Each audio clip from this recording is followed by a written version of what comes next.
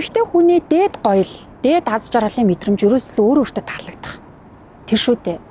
Өөртөө таалагдахгүй байгаас л эмэгтэй хүний одоо ер нь дуусахгүй их тийм зовлон гутрлууд эхэлдэм болов гэж бодогд тий. Магадгүй би бас 60 настайдаа ч дахиад оюутан болцоо сурж байгаагаа ч би үгүйсэх байх гэж бодож байна. Одоо л зогсъё гэдэг тийм бол надад төрдгөө шүү. Одоо л би болчлоо гэдэг ч юм уу тий.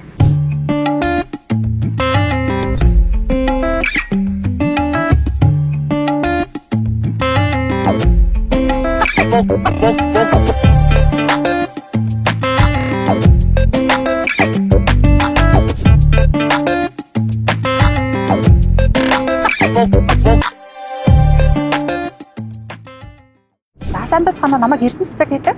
За би одоо шинжилгээ технологийн сургуулийн оюутан. Одоо 4 дахь мэргэжлийн эзэмшигээс сурж байгаа. Тэгээд Монгол Улсын их сургууль, Монгол Улсын засгийн газрын дэргэдэх хэрэгжүүлэгч агентлаг удирдлагын актем, тэгээд одоо шинжилгээ технологийн их сургууль гэдэг. Тэгээд мөн одоо яг энэ зөв хоол йогийн чиглэлээр энтэг улсад ч гэсэн очиж ингээд сураад ер нь ингээд мөнхийн суралцаар явдаг нэг юм сонирхолтой. Би ч өөр ихлэ сэтгүүлч мэргэжилтэй, утгатай судлаач мэргэжилтэй те.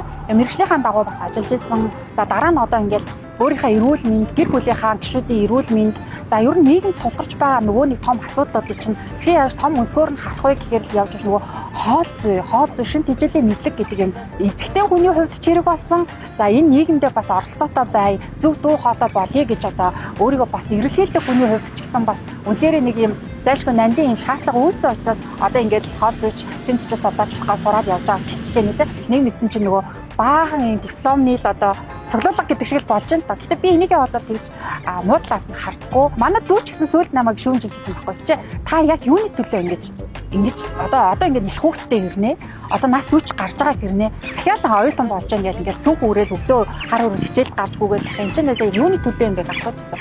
Яг энэ дээр одоо би яг эцсийн эцэс хүн өөрийнхөө төлөөс өөртөө аз жаргал өгж байгаа тэр одоо зүйчин юу вэ гэдгийг хүн олоод харсан болоод бүнийгээ л хийн шүү дээ. Тасралтгүйгээр л ингээд шинжлэх ухааны мэдлэгт шунаар дурлаад тэрнийхээ гарц гаргалааг олохоор ингээд явж байгаа нь өөрөө надад яг амьдарч байгаа тэр хашин байгаа байхгүй юу. Бүр баг байхад л ээж хэлдэг байсан юм. Эмэгтэй хүн ер нь мэрэгчлэрээ эзэмшиж байгаа мэрэгчлэрээ сурсан толгойд байгаа зүйлээрээ л гоёдын шүү гэж цагтаа хэлсэн.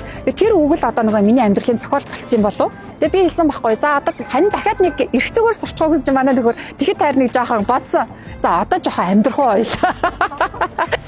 Тэгэхээр зэрэг яг энэ хугацаанд ингээд сурсан юмараа огт ажиллаагүй биш. Тэгээд зүгээр ингээд нэг дипломны гол болоод дипломны цуглуулга хийгээд бас хаяагүй биш.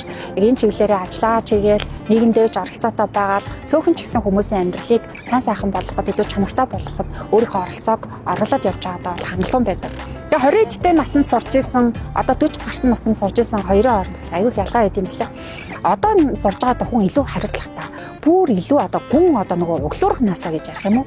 Одоо тэр зүрхнийхээ ховдлоо сураад ах шиг байна. Тэгэхээр би одоо эзэгтэй нарыгаа өөрийгөө хөшөрчлөө, завгүй байна, олон хүүхэдтэй байна.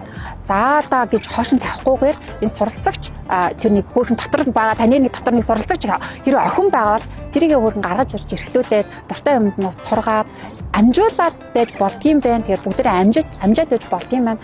Тэгэхээр яг чинхүү сэтгэл дотор үнэн байгаад тэр үнэн байгаа нь өөртөө таалагдаж эхэлж байгаа цагт л эмэгтэй хүн яг жинкнээсээ гоо үзэсгэлэнтэй, өөртөө итгэлтэй нэг тэгээ бусдын нөгөө хайр, халамж, бүгцэллийг нэг гортоо даахгүйгээр оршиж чаддаг.